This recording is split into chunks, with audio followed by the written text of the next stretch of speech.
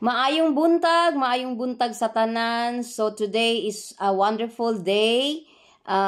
Today is a blessed day. So ana pud ako karon mag-share no og mga nuggets sa kinabuhi. So by the way, I am eating no. So ana ako ay pipino. Then I have eaten already my papaya, and akong sudan is tinolang isda, and of course rice. Okay?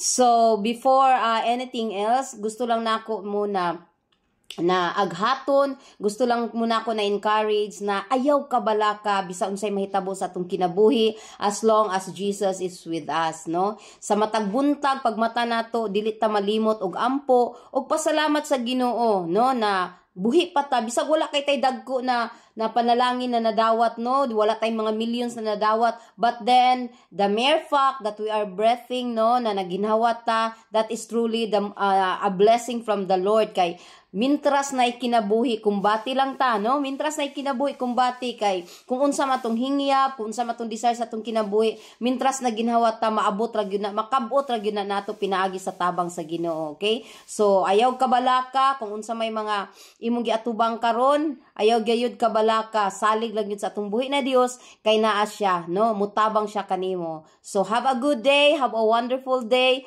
have a blessed Tuesday everyone. God bless, take care.